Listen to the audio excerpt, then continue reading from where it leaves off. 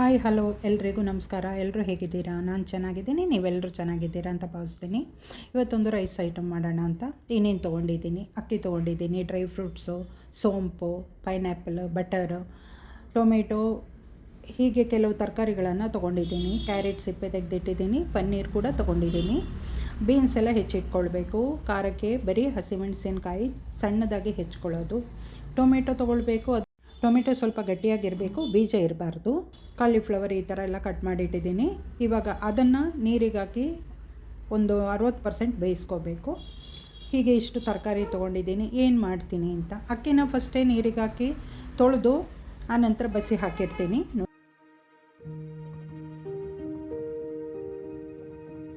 ಈ ರೈಸಿಗೆ ಈರುಳ್ಳಿ, ಬೆಳ್ಳುಳ್ಳಿ, ಶುಂಠಿ ಎಲ್ಲ ಏನೂ ಬೇಕಿಲ್ಲ. ಈ ಕ್ರಮದಲ್ಲಿ ಮಾಡಿದರೆ ತುಂಬ ಚೆನ್ನಾಗಿರುತ್ತೆ. ಸ್ವಲ್ಪ ಸೈಡ್ ಡಿಶ್ ಖಾರವಾಗಿ ಮಾಡ್ಕೊಳ್ಬೇಕು. ನೀರಿಗೆ ಉಪ್ಪು ಹಾಕ್ತಾಯಿದ್ದೀನಿ. ಇದು ಯಾಕೆಂದರೆ ಕಾಲಿಫ್ಲವರ್ನ ಬೇಯಿಸ್ಕೋಬೇಕು, ಹುಳ ಎಲ್ಲ ಇರುತ್ತೆ. ಅದನ್ನು ಕ್ಲೀನ್ ಮಾಡೋದಕ್ಕೋಸ್ಕರ ಕಾಲಿಫ್ಲವರಿಗೆ ನೀರು ಕುದಿಯೋಕೆ ಇಟ್ಟಿದ್ದೀನಿ. ನೀರಿಗೆ ಅರಿಶಿಣ ಹಾಕ್ಬೋದಿತ್ತು, ಹಾಕಲಿಲ್ಲ. ಅದು ಕಲರ್ ಚೇಂಜ್ ಆಗುತ್ತೆ ಅಂತ ನೀರು ಕುದೀತಾ ಇದೆ. ಕಾಲಿಫ್ಲವರ್ ಹಾಕೋಣ. 60 ಭಾಗ ಬೇಯಿಸ್ಕೊಳ್ಬೇಕು. ಈ ವಿಡಿಯೋ ನೋಡ್ತಿರೋರು ಒಂದು ಲೈಕ್ ಕೊಡಿ. ಹೊಸದಾಗಿ ನೋಡ್ತಿರೋರು ಸಬ್ಸ್ಕ್ರೈಬ್ ಮಾಡಿಕೊಂಡು ವಿಡಿಯೋ ನೋಡಿ. ಬೆಲ್ ಬಟನ್ ಪ್ರೆಸ್ ಮಾಡೋದು ಮರಿಬೇಡಿ, ನಿಮಗೆ ನೋಟಿಫಿಕೇಷನ್ ಬರುತ್ತೆ. ಕಾಲಿಫ್ಲವರ್ ಎಲ್ಲ ಬೆಂದಿದೆ, ಅದನ್ನು ಫಿಲ್ಟ್ರ್ ಮಾಡ್ಕೊಳ್ಬೇಕು. ಹೊಸ ಕ್ರಮದಲ್ಲಿ ಒಂದು ರೈಸ್ ಬಾತ್ ಐಟಮ್ ಮಾಡಿದ್ದೀನಿ. ಎಲ್ರಿಗೂ ಇಷ್ಟವಾಗುತ್ತೆ. ನಾನು ಮಾಡಿದೆ, ತುಂಬ ಚೆನ್ನಾಗಿತ್ತು. ಹಾಗಾಗಿ ವಿಡಿಯೋ ನೋಡ್ತಿರೋರಿಗೂ ಹೇಳ್ತೀನಿ, ಒಂದು ಸರ್ತಿ ಮನೆಯಲ್ಲಿ ಟ್ರೈ ಮಾಡಿ. ಇಷ್ಟವಾದರೆ ನಿಮ್ಮ ಫ್ಯಾಮಿಲಿ ಮೆಂಬರ್ಸಿಗೆ, ಫ್ರೆಂಡ್ ಸರ್ಕಲಿಗೆ ಶೇರ್ ಮಾಡಿ ಅಂತ ಹೇಳ್ತೀನಿ. ಈ ನೀರು ಬೇಕಿಲ್ಲ, ವೇಸ್ಟ್ ಅದು. ರೈಸ್ ಬಾತು ಬೇಗ ಆಗಬೇಕು, ಹಾಗಾಗಿ ಒಂದು ಪಕ್ಕದಲ್ಲಿ ಅದಕ್ಕೆ ನೀರನ್ನು ಇಟ್ಟಿದ್ದೀನಿ ಕುದಿಲಿ. ತರಕಾರಿಗಳನ್ನೆಲ್ಲ ಚೆನ್ನಾಗಿ ಸಣ್ಣಕ್ಕೆ ಹೆಚ್ಚಿಟ್ಟಿದ್ದೀನಿ. ಕೊತ್ತಂಬರಿ ಸೊಪ್ಪು ಸಣ್ಣಕ್ಕೆ ಹೆಚ್ಚಿದ್ದೀನಿ. ಪೈನಾಪಲ್ಲು, ಪನ್ನೀರು ಎಲ್ಲ ಹೆಚ್ಚಿ ರೆಡಿ ಇಟ್ಕೊಳ್ಬೇಕು. ಬೇಗ ಆಗಬೇಕಲ್ವ. ಇವಾಗ ಸ್ಟವ್ ಹಚ್ಕೊಂಡು ಈ ರೈಸ್ ಬಾತಿಗೆ ತುಪ್ಪ, ಎಣ್ಣೆ ಸರಿ ಹೋಗಲ್ಲ, ಬೆಣ್ಣೆ ಹಾಕ್ಕೊಳ್ಬೇಕು. ಒಂದು 50 ಗ್ರಾಮಷ್ಟು ಬೆಣ್ಣೆ ಹಾಕ್ಕೊಳ್ತಾ ಇದ್ದೀನಿ. ಡ್ರೈ ಫ್ರೂಟ್ಸ್ನೆಲ್ಲ ಫಸ್ಟು ಹುರಿದು ಎತ್ತಿಟ್ಕೊಳ್ಬೇಕು. ಬಾದಾಮಿ, ಗೋಡಂಬಿ, ದ್ರಾಕ್ಷಿ ತೊಗೊಂಡಿದ್ದೀನಿ. ಇದನ್ನೆಲ್ಲ ಹುರ್ಕೊಂಡಾಗಿದೆ, ಒಂದೊಂದೇ ಹಾಕ್ಕೊಂಡು ಹುರ್ಕೊಳ್ಬೇಕು. ಆನಂತರ ಎಲ್ಲ ಎತ್ತಿಟ್ಕೊಂಡ್ಮೇಲೆ ಸೋಂಪು ಹಾಕ್ಕೊಳ್ಬೇಕು. ಸೋಂಪು ಹಾಕ್ಕೊಳ್ಳೋದಕ್ಕೆ ಮುಂಚೆ ಪನ್ನೀರು ಸ್ವಲ್ಪ ಹುರಿದು ಎತ್ತಿಟ್ಕೊಳ್ತೀನಿ. ಪನ್ನೀರ್ ಕೂಡ ಇದರಲ್ಲೇ ಫ್ರೈ ಮಾಡಿ ಎತ್ತಿಟ್ಕೊಳ್ಬೇಕು.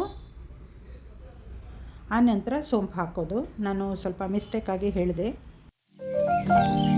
ಇಲ್ಲ ಅಂದರೆ ಸಪ್ರೇಟಾಗಿ ಹುರಿಯೋದು, 2-3 ಪಾತ್ರೆ ಮಾಡೋದು ಅದೆಲ್ಲ ಸರಿ ಇರಲ್ಲ. ಹೀಗೆ ಒಂದರಲ್ಲೇ ಮಾಡಿದರೆ ಟೈಮ್ ಸೇವ್ ಆಗುತ್ತೆ, ಪಾತ್ರೆನೂ ತೊಳೆಯೋ ಕೆಲಸ ಮಿಕ್ಕುತ್ತೆ.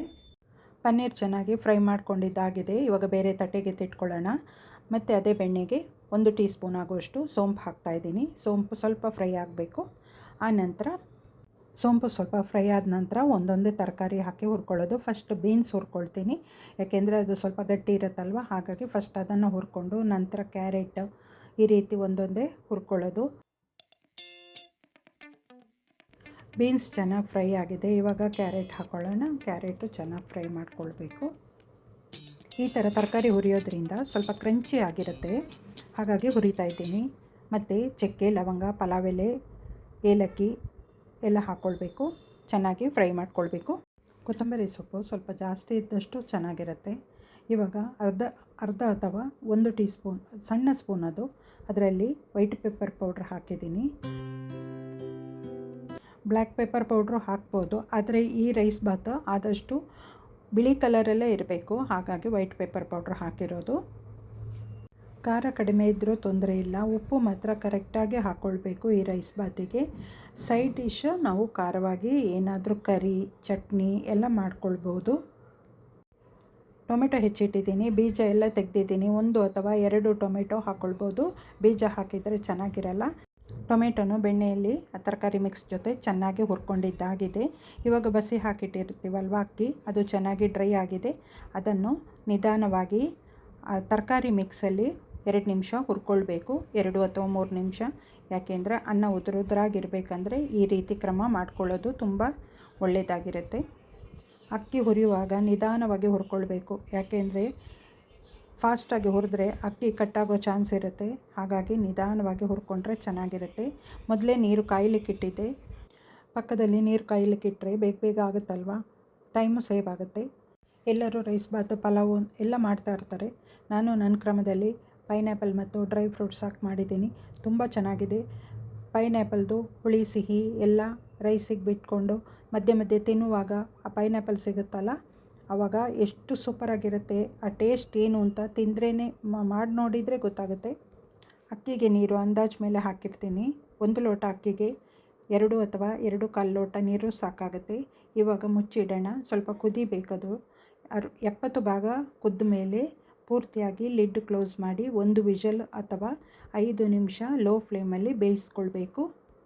ಇವಾಗ ಇಷ್ಟು ಬೆಂದಾದ ನಂತರ ಒಂದು ಸರ್ತಿ ಚೆನ್ನಾಗಿ ತಿರುಗಿಸ್ಕೊಳ್ಬೇಕು. 2 ನಿಮಿಷ ಮುಚ್ಚಿಡೋಣ. ನಂತರ ಒಂದು ಸರ್ತಿ ತಿರುಗಿಸಿ 5 ನಿಮಿಷ ಲೋ ಫ್ಲೇಮಲ್ಲಿ ಬೇಯಿಸ್ಕೊಂಡ್ರೆ ಆಯಿತು. ಮುಚ್ಚಿಡೋ ಮುಂಚೆ ಫಸ್ಟು ಪನ್ನೀರ್ ಫ್ರೈ ಮಾಡಿರ್ತೀವಲ್ವ, ಅದು ಪೈನಾಪಲ್ ಹೆಚ್ಚಿಟ್ಟಿರೋದು, ಅದು ಡ್ರೈ ಫ್ರೂಟ್ಸ್ ಫ್ರೈ ಮಾಡಿರ್ತೀವಿ, ಅದನ್ನು ಎಲ್ಲ ಹಾಕಿನೂ ಇವಾಗ ಒಂದು ಸರ್ತಿ ಚೆನ್ನಾಗಿ ತಿರುಗಿಸ್ಬಿಟ್ಟು ಮುಚ್ಚಿಡೋದು ಆಗುತ್ತೆ. ಡ್ರೈ ಫ್ರೂಟ್ಸನ್ನು ನಾನು ಲಾಸ್ಟಿಗೆ ಆ್ಯಡ್ ಮಾಡ್ತಾಯಿದ್ದೀನಿ. ಬೇಯಿಸಿರೋ ಕಾಲಿಫ್ಲವರ್ ಕೂಡ ಇದ್ರ ಜೊತೆಗೇ ಹಾಕಿ ಚೆನ್ನಾಗಿ ಮಿಕ್ಸ್ ಮಾಡಿ ಆಮೇಲೆ ಉಪ್ಪೆಲ್ಲ ಸರಿ ಇದೆಯಾ ಅಂತ ಒಂದು ಸರ್ತಿ ನೋಡಿಕೊಂಡು ನಂತರ ಲಿಡ್ ಕ್ಲೋಸ್ ಮಾಡಿ ಲೋ ಫ್ಲೇಮಲ್ಲಿ 5 ನಿಮಿಷ ಬೇಯಿಸ್ಕೋಬೇಕು.